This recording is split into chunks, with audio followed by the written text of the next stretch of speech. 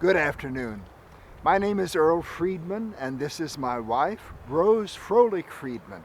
Glad to meet all of you good people this evening. Thank you for coming out and joining us. We'd like to tell you a little bit about our lives first, and then we can tell you about our synagogue, Beth Israel. My dear wife, Rose, will go first. Well, thank you, Earl. I was born October 4, 1909, to Koppel and Fanny Froelich. My parents married in New York in 1905 and then moved to Montgomery, Alabama, where my father was a watchmaker in the jewelry industry. Both of my parents were from Austria, just as many of the Austrians who came to Biloxi to work in the seafood industry. My parents became naturalized citizens and by 1920 had moved to Montgomery and later moved our family to Port Arthur, Texas. And I'm so glad they did because that's where I met Earl. That was my good fortune, Rose. Oh, yes, it was. Oh, Earl was quite a mover, though. We became engaged August 2, 1940, and married just 3 days later. He attended college for 1 year, and then he enlisted as a private in the United States Army. He served in the European theater. I stayed on in Port Arthur while Earl fulfilled his military duty. Now, once the war was over, that's when we moved to Biloxi. Oh, we had such a wonderful life here for so many years, until Earl died in April 1966 at such a young age. I just mourned him for 30 years after his death, but I carried on. We had 2 children, Jay Kent Friedman and daughter Shirley. My last home here in Biloxi was at the Le Chateau Apartments, which were destroyed by Hurricane Katrina in 2005. I died in 1990, and we are reunited at the Southern Memorial, just a few miles west of here. We did enjoy our Biloxi years. They were wonderful for us. Yes. I was born September 5th, 1908, and died relatively young while I was still in my 50s in 1966. My birth name was Isidore Friedman, but as a young boy I acquired the nickname of Earl and just kept it for the rest of my life. My father, Jacob Simon Friedman, and his family were also from Austria. My mother, Mamie Klein, was from New York City. My father, sadly, also died young, in his 50s, in 1937. Dad had been a merchant in the furniture stores, and he and Mom ultimately settled in Port Arthur, Texas, which is where I was born along with my brothers and sisters. Dad passed away in 1937, and he's buried in Beaumont, Texas, in Cole Israel Cemetery. My mother outlived both of us by several years, and when Mom passed in 1977, she was laid to rest near him in Greenlawn Cemetery in Beaumont. Once we moved to Biloxi, we opened Kent's Men's Shop in 1950 in downtown Biloxi on West Howard Avenue. We carried tuxedos, men's suits, all kind of menswear. At this time, I was also active in the Jewish Welfare Board, or JWB, and served a term as president of the state organization. The JWB at that time was a service organization, and it benefited the Jewish men and women at Keesler. I was active also in the Chamber of Commerce and in the Biloxi Retail Merchants Association, and in 1965 I was honored to be appointed to the Biloxi School Board. Later I was elected its chairman. Unfortunately, I only served about a year of my term and died shortly after that, and my wife Rose was able to take my place. I did, and I served proudly through some tumultuous integration years until 1975. We were also charter members of Congregation Beth Israel. Now, Jewish people have been resident here in Biloxi and on the coast since at least as far back as 1855, but we never had our own house of worship until after World War II. Originally, Mr. Max Signoff, a businessman from up in Hattiesburg, about 70 miles north of here, who was also very active in Jewish organizations, recommended that we start by founding a chapter of B'nai B'rith. This enabled us to identify the many Jewish men and women here on the coast, some of whom did not know the others even existed. Well, our growth in B'nai B'rith, which we founded in 1953, was sufficient that within 5 years, in 1958, we were able to build and open our first synagogue, Beth Israel. Up until then, we had conducted our traditional Friday night services in borrowed space, typically at the chapel over here at Keesler Air Force Base. A very generous congregation in Chicago donated a Torah scroll and an ark to help us get started. And when we dedicated our building in 1958, over 200 people attended our grand opening. At that time, we were the only conservative congregation in the entire state. And that conservative is not political, it's religious. We called ourselves, we called our synagogue a community center in order to meet the needs of all the Jewish people here on the coast, not just the conservative branch, but also Orthodox and Reform.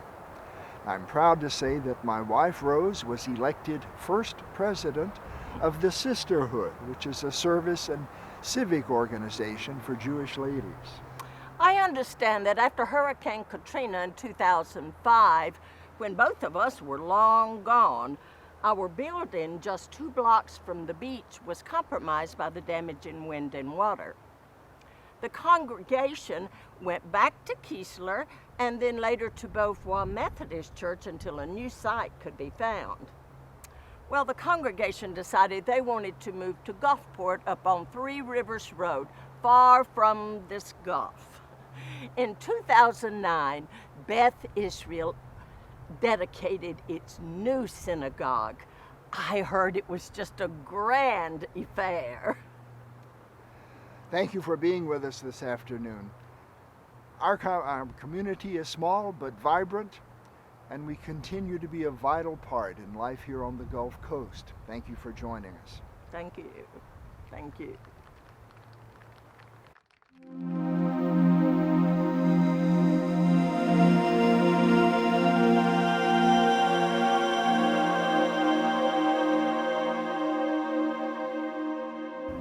One nation, under God, indivisible, with liberty and justice for all. Did you know that the Pledge of Allegiance did not originally include the phrase, under God? I wager you didn't know it was added in 1954 when the Knights of Columbus made a motion to add the phrase to our pledge. President Eisenhower signed the addition into law. Quite coincidental, isn't it, when we take into account that the Knights of Columbus are so named for Christopher Columbus, and the Pledge of Allegiance was written in 1892 to honor the 400th anniversary of Columbus landing in the New World. You see, I know a good bit about Knights history. I was one of 9 men from Nativity Parish who organized Chapter 1244 here in Biloxi in 1907. And I was initiated as a first-degree Knight along with 64 others. I was a devout and faithful parishioner for Nativity of the Blessed Virgin Mary Parish, the very first parish in the state of Mississippi to receive its own Knights of Columbus charter. The Knights were born in 1882 under Father Michael McGivney in New Haven, Connecticut, and it was immediately decided that its fourfold mission would be charity, unity, fraternity, and patriotism. It was quite fitting that Biloxi would be first in the state to have a Knights organization, as it is also the site of the very first Catholic Mass on the shores of the Gulf of Mexico in 1699. I am Albert Duquette, born in 1881, the eldest child and son of WKM and Linda Duquette. He is remembered as the father of Biloxi's seafood industry. I also have the distinction of being the 3rd king of Biloxi Mardi Gras in 1914. I married Karina Desport, daughter of Captain Ernest Desport, at whose grave we now stand. My father-in-law was a great ambassador for Biloxi and wrote extensively on Biloxi's history. Karina and I were blessed with 4 children, William, Marjorie, Eula, and Albert Jr. I, like my father, was a businessman. His success afforded me an education at the Mississippi A&M College and the Soule School of New Orleans. His success afforded me travel, at home and abroad.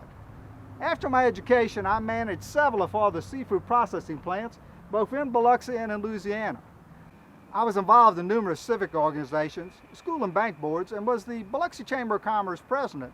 But my most rewarding work, I think, was for Nativity Parish in the Knights of Columbus. The very first induction ceremony of Knights was held at the Duque Theater, now known as Bank Corps South. In the early days of the organization, I traveled to many Knights conferences and conventions in places like New Orleans, Colorado Springs, Boston, and Washington, D.C. My youngest son and namesake, he was very special. Smart, handsome, fun-loving. In my eyes, he was the perfect son. I had such high hopes of serving the Knights with him as father and son, but that would never be. He entered World War II, March of 1943 as a bomber pilot in the U.S. Army Air Corps. August the 1st the same year, Albert went missing in action. Day by day, hour by hour, minute by minute, we waited for word. With each passing hour, I could feel the life leaving my own body. Just 2 months and 8 days later, my father died of a terribly broken heart. Yes, that's a real ailment. He had fallen into a deep depression and was inconsolable. A year later, word reached Mother that I had entered the city of Rome the day the Allies arrived. I was alive.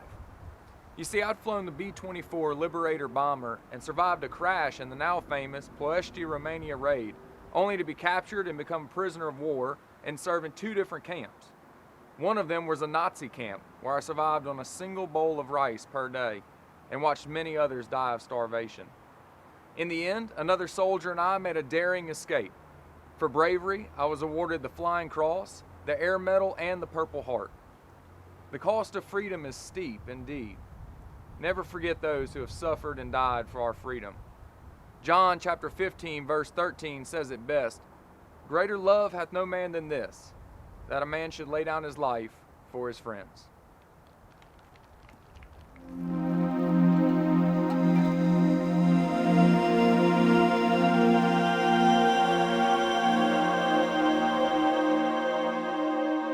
Well, hello there. I am so happy to be above ground for a change. Oh, my spirit is just filled with joy. Because, down below, it's a little stiff and cold at times. So I am so happy to see each and every one of you. Now, before you arrived, I was reminiscing about my family's life and my church family's life. And I was thinking, oh, my Lord, if it had not been for my family's firm religious belief, the chance to serve God Almighty, I just don't know what would have become of us. We were devout Baptists. And I can vividly recall attending so many church conventions and regularly attending Sunday school and worship services.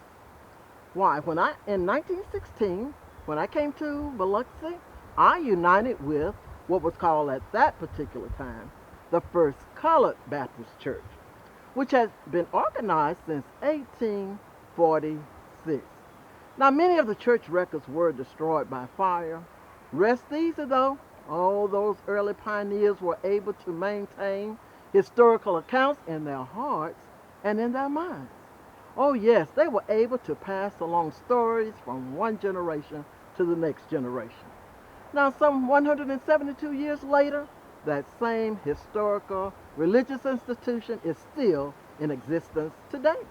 And it's still located at its original site, which is the intersection of 658 Estes Boulevard and the corner of Baptist Lane. The name changed in the 1890s from the First Colored Baptist Church to the First Missionary Baptist Church. Oh, pardon my manners, let me introduce myself. My name is Fanny Lenora Birch Nichols. My parents, Thomas and Ella Birch, were married in 1894 and they settled in Meridian, Mississippi. A few years later, my sister and I came into existence. I was born in 1894 and my sister in 1896. Our father was a minister and an educator. Can you believe, shortly after graduating from high school, my father was able to teach at the Baptist Seminary in Meridian, Mississippi? Oh, my parents valued education to the highest. Getting an education, zero tolerance. You must get your education. And they were able to maintain their education at a time when people of color were not even allowed to receive an education. Do you think it's because of my family's firm belief in not in obtaining an education and valuing knowledge that I would one day marry a man who valued education even more so than I did? Well, let me tell you, I certainly did. I met and married the very handsome Marcia Franklin Nichols, who later became known as Professor Marcia Franklin Nichols. My husband was born in Decatur, Mississippi. He was one of 8 children. He was reared on a farm, and therefore he had a lifelong interest in agriculture. He was able to receive his Bachelor of Science degree in agriculture from Alcorn College at that time. Now it's Alcorn University, still located in Lorman, Mississippi. And he later received a master's degree from Atlanta University. How coincidental that my husband and my father taught at the same Baptist seminary in Meridian, Mississippi. Shortly after my husband and I were married, we received a call for my husband to serve as principal in Biloxi, Mississippi. He accepted the offer and he was principal of what was called at that time Biloxi Colored School, located on Nixon Street. I was a teacher. Oh, that building was deplorable, but that's okay.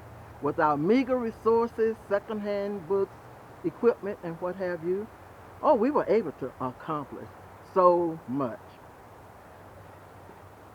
I must sadly say, in 1945, my poor husband passed away. After his death, there was a need for a successor. And guess who succeeded my husband? Well, I did. Yes, woman power even back then. I gladly accepted the position.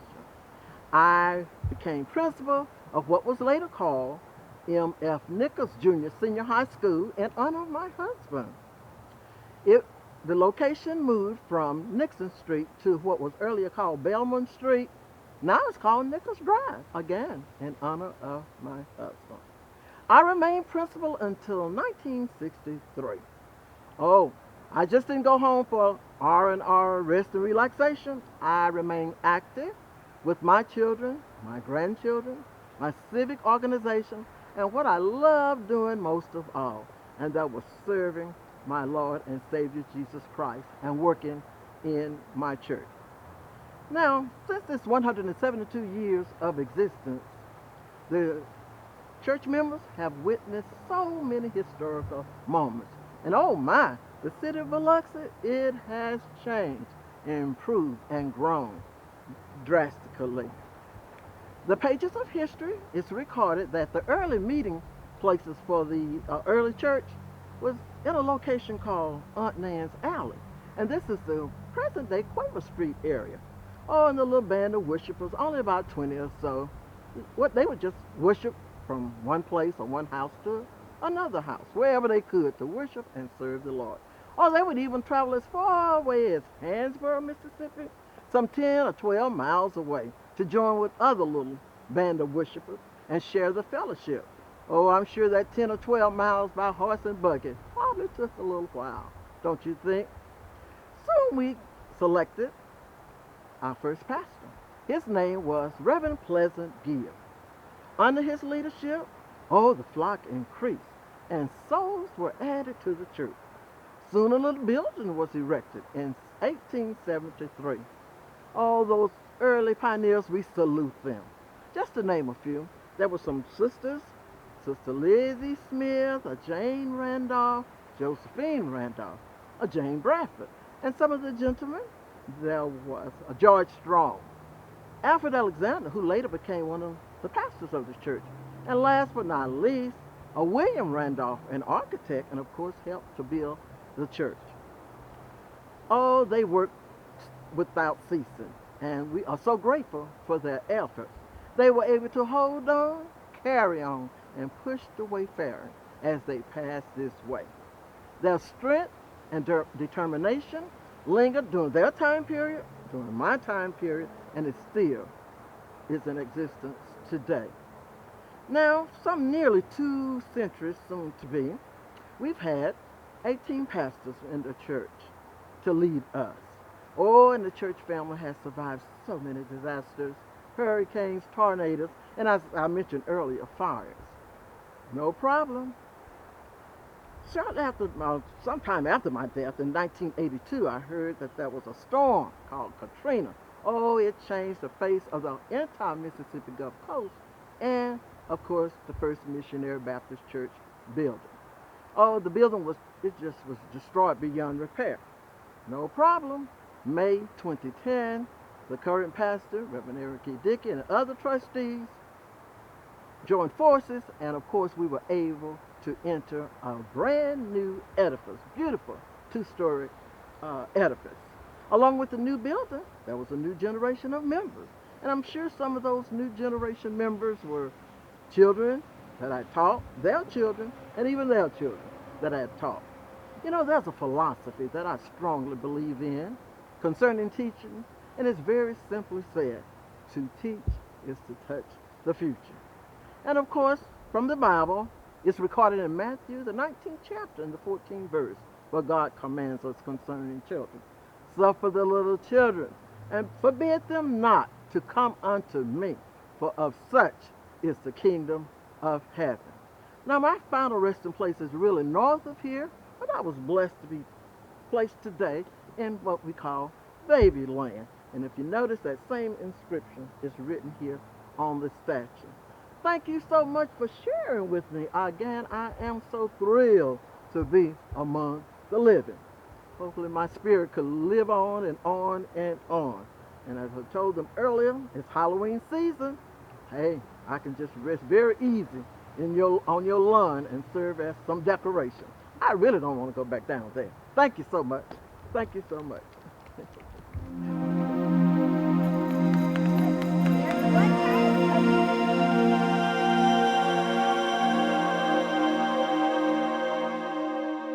Good evening. My name is Leonidas Dimitri Dimitrakopoulos. I was born on June 30th, 1932 in Megalopolis, Greece, which is in the southern part of the country. When I came to the United States, I changed my name to Leo de Christ, which is on my naturalization papers. I proudly became an American citizen in 1984 and was sworn in New Orleans. And while I lived in New Orleans, I worked for GeoSource Corporation. My lovely niece, Nikki, however, was born in this country. Let me introduce Nikki. Nikki, would you like to meet these wonderful people who are here to hear more about us and our church, Holy Trinity, Greek Orthodox Church? Hello, my full name is Nikki John Dimitrakopoulos. I was born here in Biloxi on September 26, 1967. I graduated from Florida State with a degree in psychology. Some of you might have known my mother. Her name was Elaine Eliopoulos Dimitrakopoulos. She was an art teacher at St. Martin Junior High as well as the University of Southern Mississippi Gulf Park campus. She died when I was 29 and I missed her every day. We are together here though, forever. Many of us are resting here peacefully in Old Biloxi Cemetery. If you look around, you'll see the Dimitrakopoulos name. Our family has worked in the construction business and lived on the coast of New Orleans for many years. When I came over to Biloxi to help my brother, I was an electrician. And we worked in the building trades. And we also worked for our church, Holy Trinity, Greek Orthodox Church, which is on 255 Beauvoir Avenue in Biloxi, Mississippi. Our church is very beautiful inside with its ornate altar, stained glass windows, and beautiful icons. We are the only Orthodox church on the Mississippi Gulf Coast. We welcome Greeks, such as my uncle and me, as well as Russians, Ukrainians, Romanians, Serbians, Egyptians, Moldovans, Bulgarians, Lebanese, and Americans. We have Russian and Greek Orthodox priests serving our spiritual needs, as well as events at the church. A beautiful funeral was held in my honor there on August 26, 2006. I died when I was only 38. That was a sad day indeed when we lost Nikki. But let me tell you a little bit more about the Greeks that came to the coast and New Orleans. They came in the mid-1700s, and the Greeks that came worked in fish factories, coffee shops, cotton mills, and some were even seamen in the Confederate Navy. Mr. Nicholas Bonacci, who is the Greek consul in the mid-1860s, helped establish the first Greek Orthodox church in America in New Orleans. Now let me tell you a little bit about the Greeks in Mississippi, on the Mississippi coast. They came in the early 1930s, and many of them owned restaurants. And those restaurants, some of them were destroyed during the major hurricanes that hit the Gulf Coast, and they were rebuilt. And some of the more notable Greeks who were in the restaurant business, and you may have heard of them, were the five Vlahos brothers and Gus Stevens. Benaki Avenue, which is just over there, was named after the Greek council. I remember hearing of that connection. Our church was a mission chapel of Holy Trinity Greek Orthodox Cathedral in New Orleans and was established in 1967. Until we had a church building, many of us, like our Jewish friends, met just north of here at Keesler Air Force Base for services. When Keesler decided to build a new chapel, the old building was donated to us by the efforts of Father Michael Margotich, a lieutenant colonel in the Air Force, as well as an Orthodox chaplain. The cathedral in New Orleans owned the land on Beauvoir Road because it hoped to one day build a church there. So we just moved the building from Keesler to the land in 4 pieces and reassembled it, and we had a church. Will Rich donated the land where our church is located today. Isn't that amazing? We were a mission chapel under the Church of New Orleans for many years, and then the Greek Orthodox Archdiocese up in New York granted us our own charter in 1983. In 1987, we remodeled the church to become more Orthodox and Byzantine in appearance. We bricked the outside of the church. We put a bell tower, which is called a cupola, on top of the church, along with a dome and an Orthodox cross. Inside the church, we put a bishop's throne and many Byzantine icons on the walls. In 2014, we had the church's consecration. And for those of you who don't know what the consecration of a church means, that means it's the baptism of the church. And when we have a consecration service, relics from 3 saints are brought down from the repository in New York City. They're put inside the altar, and then that altar is sealed, and that becomes the tomb of Christ. Metropolitan Alexius from Atlanta, who we fall under, came down for the consecration service along with many Orthodox priests from surrounding states. And then in 2017, just last year, we had our 50th anniversary. And Metropolitan Alexius again came down for the celebration, and same with many of the Orthodox priests from surrounding states. Both were great galas, I heard. To think about our church's humble beginnings and now to see thousands of people turn out for our International Christmas Festival and pastry sale is quite a turnaround, Uncle Leo. I hear people wait all year for our almond cookies and baklava, as well as other traditional foods, dancing, singing, and music at this event. As you can see, we're dressed in our Greek folk dance costumes, and this is what we dance in at our international festivals. And as we say in Greece, Opa!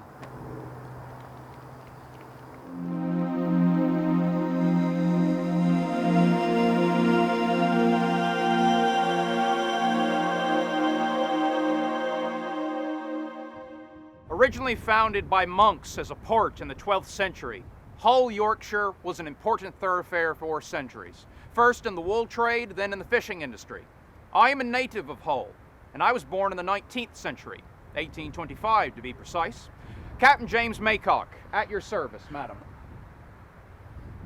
Oh, I may have started life off as a ruffian, but I learned something of being a gentleman. You see, I stowed away aboard a ship at the tender age of 13. Suffice it to say, life in Hull was daunting enough to make a frightened, hungry young boy stow away aboard a ship bound for the New World, wherever that might be. But praise the Lord Almighty, my destiny was Biloxi in 1839. Never underestimate the lessons that hunger and hardship will teach you. I vowed early on in life that I would work unceasingly to make life better for myself and everyone else around me. I became a captain, and my maritime experience and knowledge, coupled with my vast civic and community involvement, brought me to the greatest of partnerships. Perhaps you have heard of the names Lopez, Gornflow, Elmer, Ducate, and Maycock. Well, from the business my partners and I started came unimaginable success. We started the seafood industry here in Biloxi, and shortly thereafter, Biloxi was dubbed the seafood capital of the world. My wife Emily and I love this city. We, both non-natives, found a home here in Biloxi. Our one and only daughter would marry into the Elmer family. In fact, her husband would become a mayor of our great city. But through it all, our family always drew strength and fortitude from our church, the Episcopal Church of the Redeemer. Perhaps you have heard of it, madam? Why, Captain Maycock, I am pleased to finally make your acquaintance.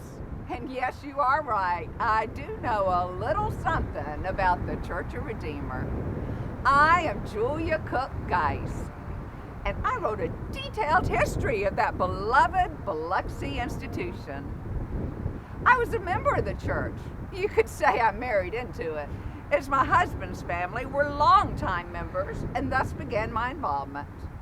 I wrote that history in 1974. Did you say 1974? Yes, Captain, I did. I'm a Biloxi native from the 20th century. Born in 1928 to be exact. Oh, I think I see. I graduated from Biloxi High School and attended Perkinston Junior College and the University of Southern Mississippi. In 1948, I married William Wade Geist, an uplifting, intelligent, charismatic man whose name would become synonymous with public service, or civil defense as we called it in the day. Wade and I started out in the insurance and real estate business, but in 1961, I was appointed as the Director of Civil Defense for Harrison County. I would later assume the same position for the city of Biloxi, and Wade would become the Director for Harrison County. While working for the city, I also served as the Historical Administrator. I never could decide which position had the biggest piece of my heart, protecting Biloxi citizens from natural disasters or preserving our city's history. During my tenure, I restored the Tullis Toledano Manor, the Creole Cottage, and the Magnolia Hotel, and edited books on Biloxi's history, including the buildings of Biloxi, the history of the Biloxi public school system, and a book you're featured in, Captain, When Biloxi Was the Seafood Capital of the World. I am indeed in the presence of a fire soul, one who made a long-lasting, true contribution to our great city. Oh no, Captain. It is I and all of you and your contributions that put Biloxi on the map. A true father of the seafood industry. And to think you were in that small group of pilgrims in 1853 that established a mission that would ultimately become the Church of Redeemer. You served on the very first vestry with Roderick Seal, Robert Sutherland, James Farrell, John Brown, and Benjamin Holly. You would call as the very first rector the Reverend Lloyd Johnston. He accepted the call, but within days of arriving on the coast, contracted yellow fever and died just a week later. It's true. The Yellow Death took many a precious life back in my day. The very first church building was constructed in 1874 at the corner of Nixon Street and Howard Avenue. It would soon be moved, though, to the location on the beach that it is so well remembered for, on the corner of Bellman Street and Water Street, on a piece of property that is perhaps the most beautiful our Creator has ever made. With a view of Deer Island and the moss-covered oak trees, it provided such a spiritual setting. In 1891, a new building was constructed at the same site by the Howard family. You know, they made a fortune operating the Louisiana lottery. And Jefferson Davis, the only president of the Confederacy, was a member of our church and served as a vestryman. Yes, Jefferson and Verena were both members of our church. In fact, I had the honor of dining with them over at Beauvoir, overlooking the Mexican Sea. Oh my. I recall the Davis family pew contained a silver plate that was actually found after the destruction of Hurricane Camille in 1969. That storm destroyed our church, leaving only the bell tower, which served as a memorial for years. It included a beautiful stained glass window called the Window of Hope because it was constructed from shards of glass collected from the rubble of Hurricane Camille. And Captain, I'm sad to say that after Hurricane Katrina's devastation in 2005, even the bell tower was taken. Camille and Katrina, two storms that would forever change the Church of Redeemer and its location. The church now has a new home on Pops Ferry, and the architecture of the new building harkens back to its glory days, with a bell tower that's beautifully lit at night. The church is much safer there, but I must say, there's a sadness when passing by the old beachfront property, which remains vacant except for a memorial to those who died in Hurricane Camille. Oh, something tells me you are responsible for that memorial, and I sense a great sadness when you speak of this storm that you call Camille. Well, Wade and I were changed in many ways after Hurricane Camille. You know, it was one of the strongest hurricanes ever, with winds so strong and high they couldn't be measured. They're estimated at 200 miles per hour. Wade and I worked around the clock on the recovery effort and organizing volunteers. Every year after Hurricane Camille, I would return to a memorial service to pay honor to all those who tragically lost their lives. I recall at the last service I spoke at in 2011, I gave thanks for the volunteers who have traveled to our city time after time to help us recover. People helping people. That's what the history of Biloxi is when it comes to hurricanes. And Captain, after Hurricane Katrina, the volunteer effort was massive. You see, communication is now 24 hours a day. People came from around the world. Of course, by the time Hurricane Katrina came, I had already lost Wade. He died on August the 18th, 1996, and I joined him in the afterlife on August the 5th, 2013. It's kind of funny when you think about it. Wade and I both died in the middle of hurricane season. Now, did you say 2013? Yes, Captain, I did. Now come, we have much to discuss. But tell me, what was Verena Davis really like?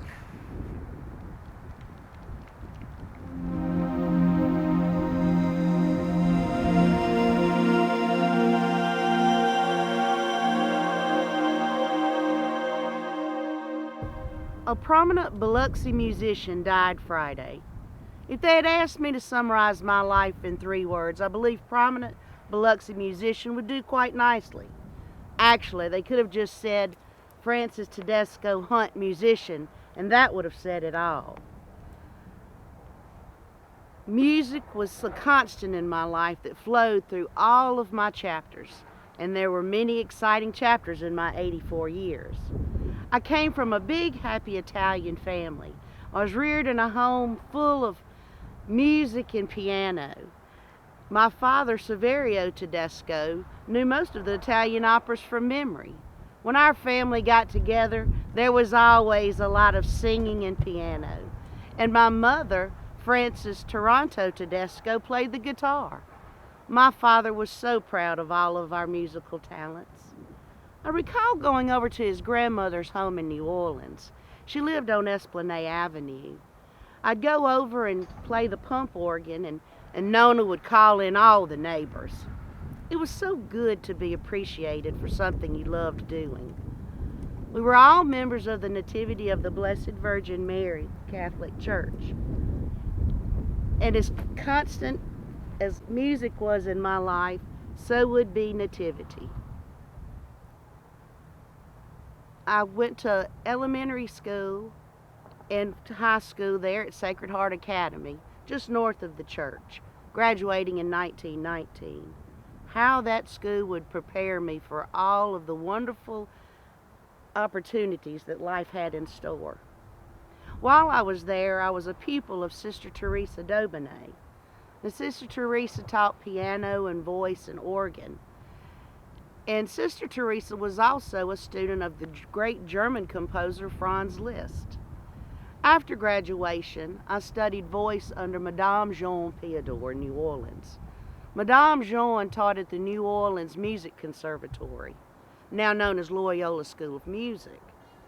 Madame Jean saw an opera singer in me and made me see it too. You see, I was a soprano and I loved to perform. And Madame was so sure that I was going to have a career in opera that she urged me to travel to Paris.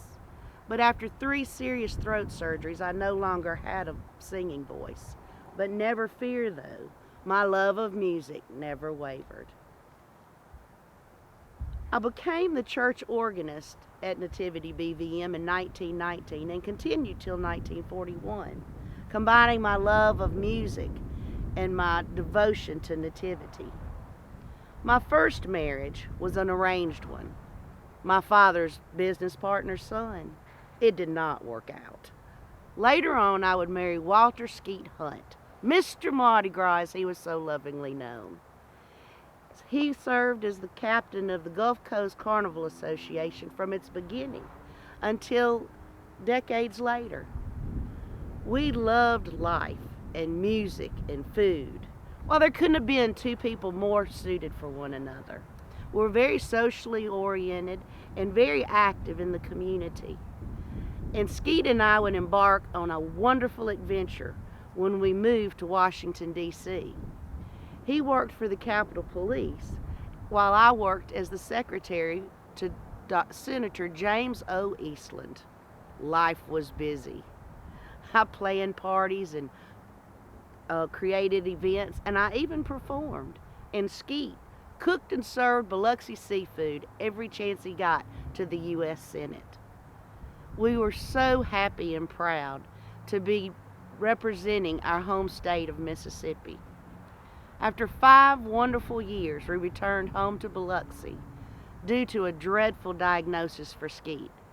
But don't worry, it didn't slow him down from living life to the fullest for 16 more years.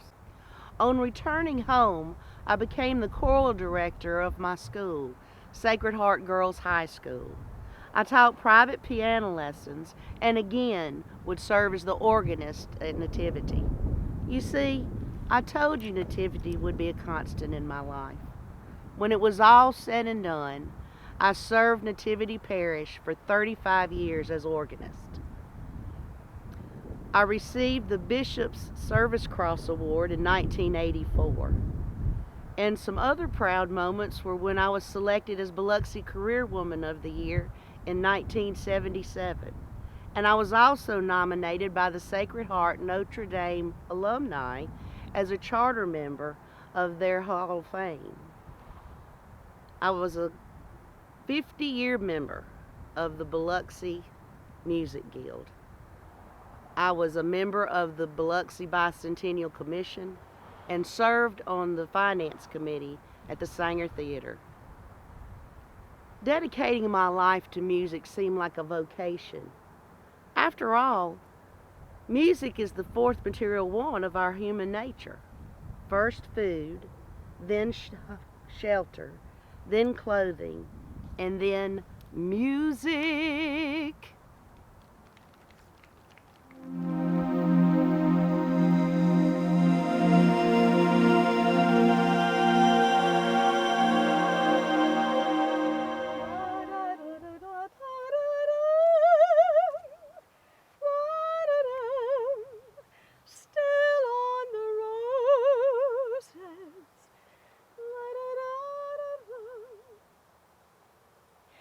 remember that week so well. It was April 1968. I was 71, and it was the week of my 50th wedding anniversary. The day that I could write Maud May Floyd Carter was always a day worth celebrating. I wanted the house to look exceptionally lovely. Our daughters, Wilda and Maybelle, would be arriving from Pennsylvania and Maryland. Our son Floyd, who lived nearby, would be bringing chairs over from the church for the celebration party. Otherwise, my sweet Alpha would be in the living room, moving things around at 82 years old. I was hosting my WMU group that afternoon, and in addition to cleaning and baking, I'd promised to give a brief church history in honor of Sonia Rohrman, our pastor's wife. Larry Rohrman was our pastor at the time, and we thought that Sonia might enjoy a look back at pastorates in olden times. That day I marveled that First Baptist Church was so old. It all began in 1845 with Reverend E.H. Hempstead, who preached to a small membership just once a month. In 1846, they bought a lot for $40 on Raynor Street. With 80 feet on Raynor, 88 feet to the west, and it was bounded on the north by the L&N Railroad. By April of 1861, the Civil War had begun, and the membership scattered. No Baptist services were being held in Biloxi, but the Tidewater Baptist Church of Ocean Springs continued to meet, and some of the congregation of the Biloxi Church sometimes attended that church, but in order to do so, they had to get up before daylight, sail across Back Bay, and up Davis Bayou. In 1875, Reverend J.B. Hamberlin of Meridian gathered the scattered membership and reorganized First Baptist Church. Ironically, Mr. Hamberlin had come to the coast in 1873 to die. But to his happy surprise, he not only recovered from his illness, but he became well enough to preach. He found some former members of the church, and together with others who were interested, they regained the property and the building on Raynor Street. And so on May the 24th, 1875, First Baptist Church was reorganized with 11 members, 1 man and 10 women. Worship services were held once a month on the third Sunday. In 1880, Reverend O.D. Bowen was appointed pastor by the State Mission Board. By 1885, because of the noise of the railway station, the property at Raynor Street was sold for $275.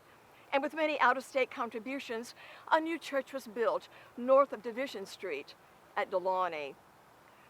The pastorate changed 3 times between 1891 and 1898. And in 1899, Dr. J.B. Searcy became the pastor with an annual salary of $496. The membership was 103, and so the congregation decided to build a bigger church. They bought a lot on the corner of Washington and Lemieux in 1900 for about $162. Catholics, Jews, Presbyterians, Methodists, and Episcopalians all helped in raising money for the building fund. And in 1904, the new red brick Gothic-style building was dedicated. It was valued at $5,300, a gem in its day. Dr. Searcy resigned in 1905, and a number of pastors filled the pulpit, and the membership grew. It was during the pastorate of Reverend J.L. Boyd in 1919 that the membership exceeded 400. And so in 1921, the property at 917 West Howard Avenue was bought. The property extended back to West Jackson Street, where a parsonage for the church could also be built. In 1923, Reverend Sheldon Posey became the first full-time pastor and the first one to be supported by First Baptist Church alone, with an annual salary of $1,866. A new $50,000 church was built, 3-story red brick. It was known as Posey's Folly because it seemed too large ever to be filled. A lot of pastors have filled the pulpit since that time. One of the longest tenures was that of Dr. G.C. Hodge, who served from 1931 until 1955. but the longest tenure belonged to that of Dr. Frank Gunn, who served from 1972 until 2000. Under his leadership, among other accomplishments, a new activities building was built, and a live Sunday morning worship service was televised on WLOX. But the greatest accomplishment was the building of a new church, which seats more than 1,200 on Pops Ferry Road. The first service was held December the 3rd, 2000. In 2001, Reverend Chip Stevens became the pastor and served until 2006, followed by Dr. Argel Smith, who served until 2011. In 2015, Reverend Bernard Smokey Gibson became the pastor. One of his favorite sayings is, "The church is not a building, it's a people." First Baptist Church is 173 years old, and it is a testament to a powerful teaching of Jesus that the church is a living spiritual body. It is a means of bringing heaven to earth.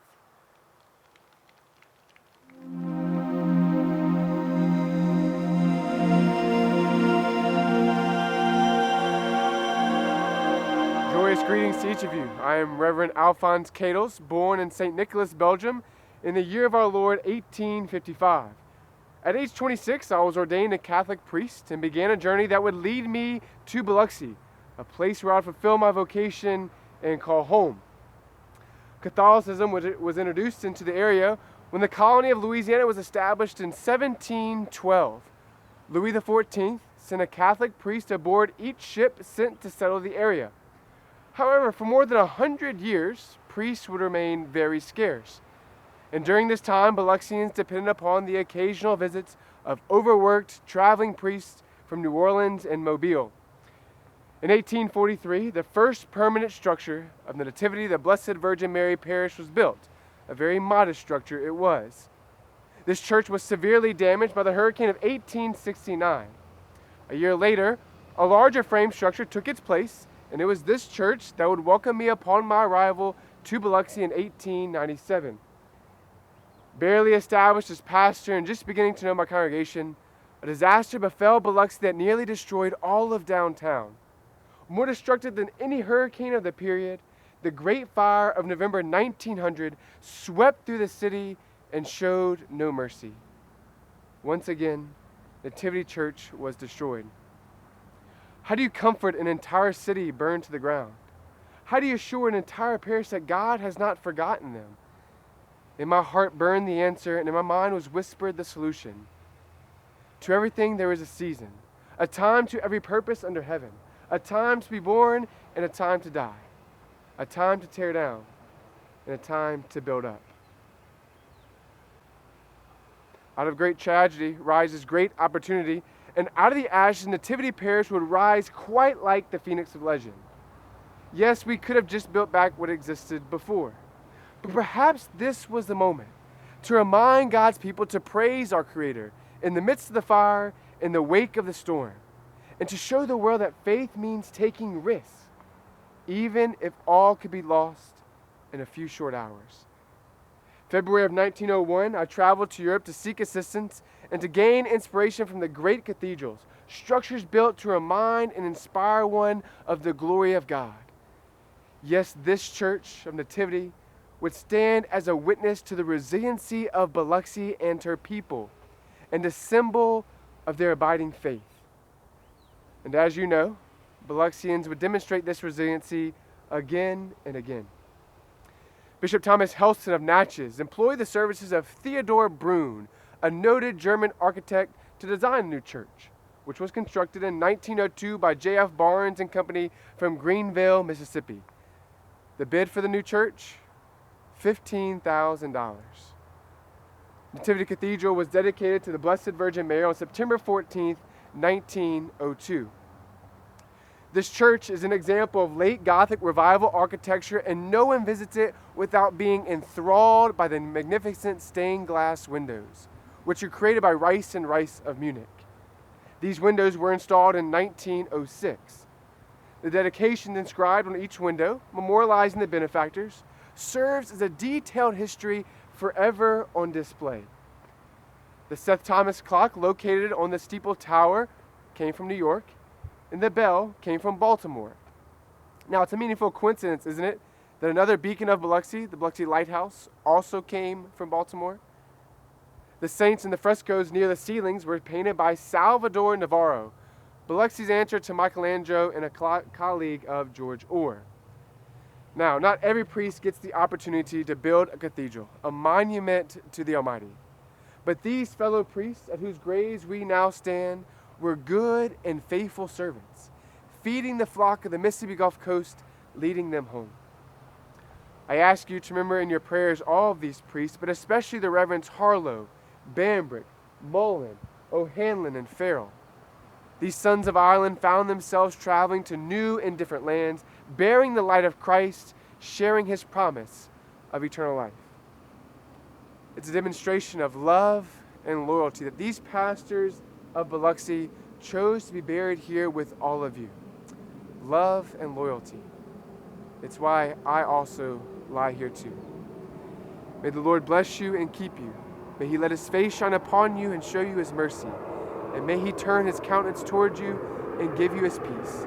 And may the blessing of Almighty God, the Father, and the Son, and the Holy Spirit come down on you and remain with you forever. Amen. Now, it was whispered to me before I woke up this morning that the young man portraying me is actually a real Catholic priest who, like me, was ordained at 26 years old and who now serves the very church in which I built, Nativity Cathedral, which also means that the blessing I gave was legit. Enjoy your tour, everyone.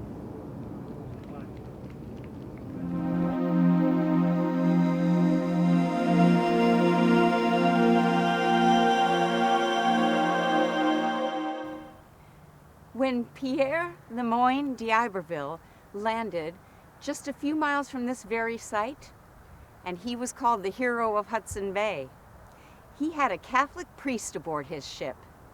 Father Anastasius Douay would offer Holy Mass on our shores way back on that February day in 1699, the day of Biloxi's discovery.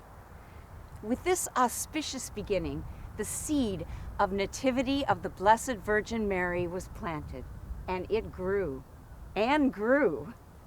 Nativity was the first church of any denomination to be established in Biloxi, and only the second Catholic parish in the entire state of Mississippi. The first church that was constructed for the parish was built in 1843, some 144 years after that historic Holy Mass. I am a native and lifelong Biloxian, and a lifelong member of Nativity Parish. I am Mabel Dalzell. Some have called me the First Lady of Nativity. My parents, William and Alice Dalzell, lived on Benackie Avenue, the Avenue of the Oaks. I am their only child. I was educated at Sacred Heart Academy from 1st through 12th grades. I remember vividly being a piano soloist for a celebration of the 100th anniversary of the statehood of Mississippi in 1917. I graduated from Sacred Heart in 1920. I, like so many other Biloxians who aspired to work in a professional capacity, received my business education at the Soule College in New Orleans. I began my professional life in 1925 with the People's Bank of Biloxi, where people come first. That was our slogan. I started as secretary to Mr. O.G. Sweatman, who was then the bank president. The bank, which was and is still located at a corner of Howard and Lemuse, had 8 employees. I saw Biloxi grow and change from my view at that corner, and that view was mine for 52 years. I never missed a day of work in 52 years. I was very punctual. In fact, Mr. O.G. often said he could set his watch by my comings and goings. Years later, his son, Mr. Glenn Sweatman, who also followed in his father's footsteps and became bank president, would say something very similar. I was a born bookkeeper, and I balanced my accounts to the penny, My coworkers would tease me about looking for that penny, but it was always in good fun. They were more like family to me. They were the great friendships of my lifetime. I also took a little ribbing about my brown bag lunch, sandwich and an apple, every day. But my coworkers loved to see me coming on payday. It was my duty to pass out those little brown envelopes each payday. I did the payroll by hand. Of course, that was the only way you could do it in those days. Oh yes, I began as the secretary to the bank president. However, I retired in 1977 as assistant vice president. I must say, being single gave a woman of my day a distinct advantage. You see, I had freedom to choose how I spent my spare time. Most of it was spent in service to Nativity Church. I volunteered as parish bookkeeper and secretarial assistant in 1942 and served for decades. Each day, after finishing work, I would stop by the church rectory and work on the books and such before returning to my home on Benaki. I also served my parish as president of the Diocesan Council of Catholic Women. I served for several terms and also at the district level. I helped begin the Sodality of the Blessed Virgin Mary in 1934 and served as their first president. Let's see, I was a member of the Altar Society, the Legion of Mary, and treasurer of the Confraternity of Christian Doctrine. And I also served as Nativity Parish Council president. Somewhat unheard of for a woman to serve in this capacity, but I did. Besides my church work, I was an officer and member of the Pilot Club, the Lighthouse BPW, that's Business and Professional Women, and a member of the USO. I received many accolades during my career. 1963 Career Woman of the Year, 1967 the Women's Achievement Award. However, my proudest moment came in 1959 when, for my work at Nativity Parish, I received the Ecclesia et Pontifice Medal from Pope John XXIII himself. How would I like to be remembered? I want you to know I was happy. Doing the Lord's work gave me great joy. I was never lonely, even though I was an only child and had no children of my own. I was surrounded by my church family and my bank family. I lived to see my 90th birthday. I think if I had a motto in life, Psalm 100 verse 2 suits me fine. Oh, come on. I know you all have those fancy little boxes. You could look it up. It says, "Serve the Lord with gladness. Come into his presence with joyful songs." And thank you for listening to my story.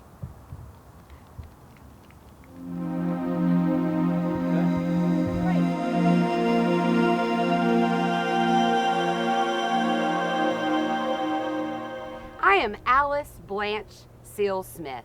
I'm a Mississippian that was born in a small town of Gloucester. Gloucester's over to the west of here, near Macomb. My father, Thomas Seal, was a carpenter and a lumberman. And my mother, Harriet, or Hattie as everyone called her, was from Louisiana. I was born a twin, and my sister Pansy is buried here along with my mom and dad. When I was a child, I moved to the coast, and I met a young man named Oswald Smith. Later, at the age of 18, I married Oswald, and we moved to Water Street, and then Raynor, where I raised our children, Elizabeth and Oswald Jr., or Jack as we used to call him. When I was a child, my mother and my sister and I used to spend time at the Seashore Methodist Campground. You see, my uncle built one of the first houses there, and we loved going there during the summer. Every once in a while, this young man would give me a ride on the back of his motorcycle down this long road made of seashells. The one that runs in front of the campground, it's still here today. It's called Highway 90. And that young man was named George Orr.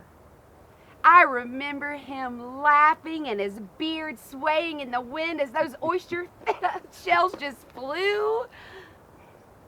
He was so happy.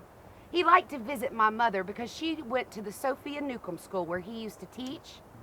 But you see, Mr. Orr couldn't bring his motorcycle in the grounds of the Seashore Campground because those grounds were considered sacred. I think Reverend Van Hook can tell you more about that. Why, thank you, Miss Smith.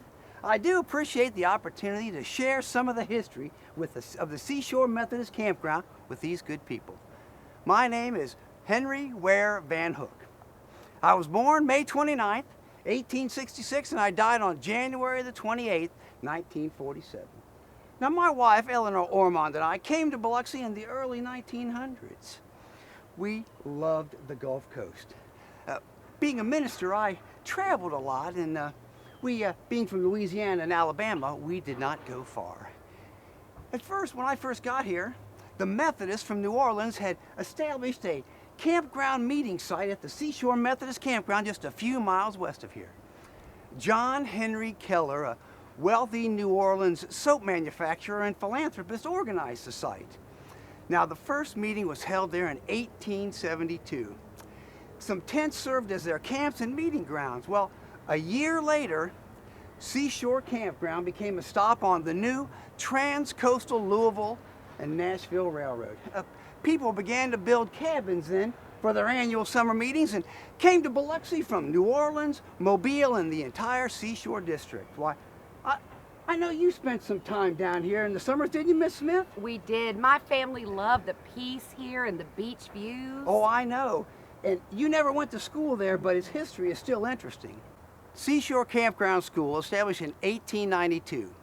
Now, at first, no building existed for the school, but by 1915, we had built one. The school building, named after me, is the oldest remaining structure on the site. It was a two-story bungalow-style building that still stands today, surrounded by beautiful oaks. Now, the school was a private one. It offered language, mathematics, history, science, music, art, expression, or as you may have taken, public speaking.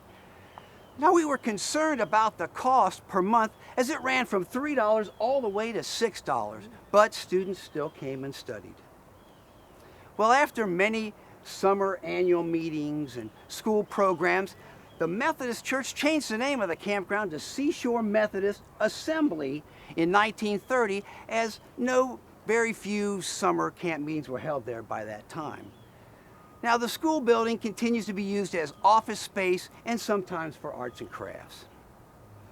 Now, I continue to preach at various Methodist churches around the coast, and till my wife Eleanor and I, and in the last years of my life, we lived with the Charles Redding family in the downtown area of Biloxi. And I lived there until I died and came to rest here in the Biloxi Cemetery. Well, I believe that answers some questions about your cabin down there at the campground, Miss Smith. It does. Thank you for telling us the history, Reverend. Well, and we'd like to thank all these good people for coming, and just maybe you can make a trip down to the old Seashore Methodist Campground yourself. Thank you very much.